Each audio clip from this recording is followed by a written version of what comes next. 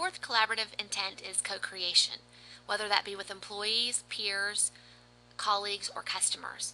And this can strengthen the customer experience and also the work product because you're gaining a perspective and knowledge from a broader audience. And what I'm going to do is start with two business scenarios, and then I'm going to focus on Intent4's applications and features that support similar business scenarios. So first, let's start with an example from Nike.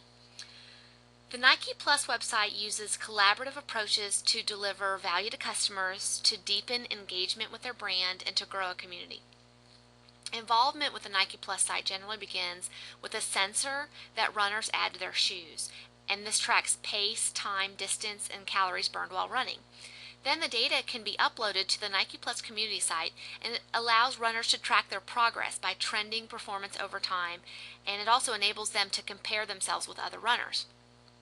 From these simple comparisons, the world's largest running community has formed, and what it does is it allows people to connect with runners all over the globe. They can challenge their friends, they can compete in different events, ranging from Battle of the Continents, which is the winner of the team with the most kilometers over 73 days, or the Do Run Run, which all challengers run a 50-kilometer race.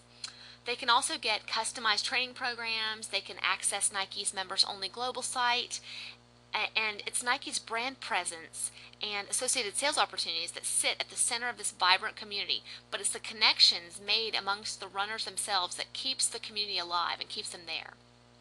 Now the second example is Lucasfilms. Lucasfilms took a customer collaboration approach to marketing the Star Wars film. In partnership with iSpot, the company launched a website that enabled fans to mash up their homemade videos with hundreds of scenes from Star Wars movies. They can also watch hundreds of fan-made Star Wars videos, and they can interact with Star Wars enthusiasts from around the world.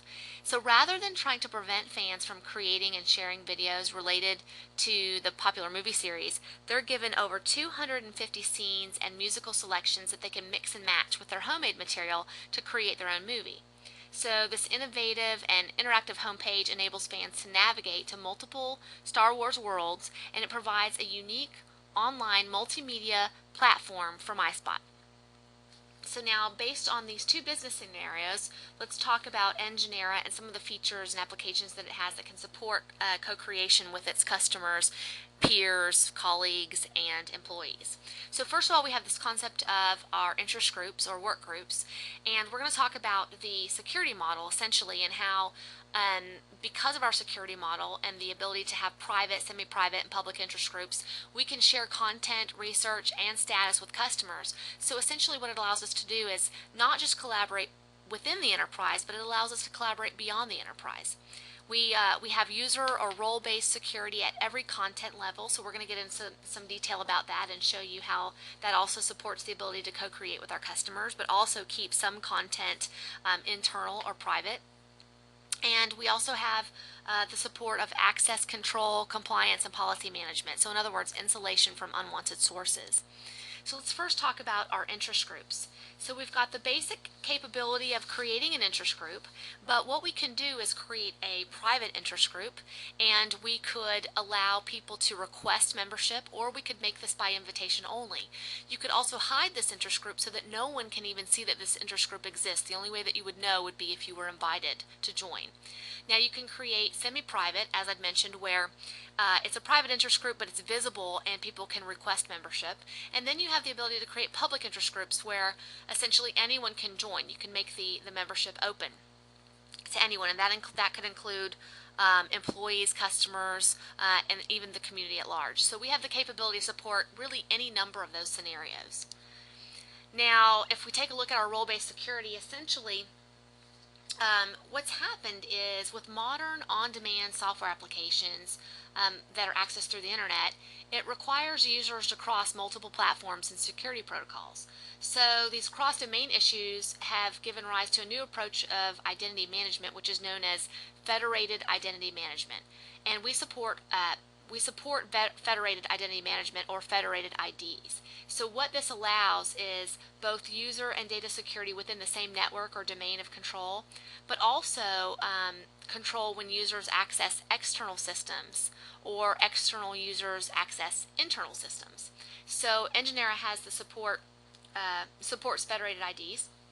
And we also have the concept of role-based security. So you can take a look. This is a screenshot of our admin panel, but essentially we have the concept of groups, and we can go in and modify membership based on the group. So this is the role-based model, and essentially what it does is it lowers the risk of individuals gaining more system access than required by their job or any other relationship to the company. So it's the operational needs of an enterprise that determine the assignment of users to organizational roles. And in a role-based model, what happens is users receive a specific set of accounts and access rights based on their role membership, and then when a user is removed from a role, the entire set of accounts and access rights are also removed, so it makes maintenance pretty easy. So let's also talk about controlling content. So we've got access management for social networks. So what that means is we've got access control and role-based permissions for use of internet-based services. In other words, we've got insulation from unwanted social media messaging. So it acts as a proxy between users and popular social networks. You can completely block specific services or restrict users to specific functionality. You can what you could also do is have outbound messaging be placed in an approval workflow, and you can have administrators are able to have select capabilities, such as, by specific features such as creating conversations or uploading documents. So all of this would be feature-based security. Now, one example, the screenshot that I'm showing is to control content, for example, through RSS feeds or listeners, which are pulling information in from the internet. You have the ability to preview different articles that are brought in.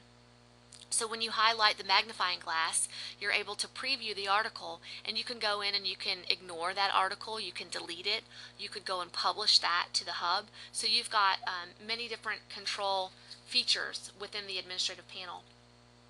We also have compliance management, which provides rules and templates for managing content drawn from social sites. And then when we talk about policy management and enforcement, we've got we can control employee access to social network platforms and functions.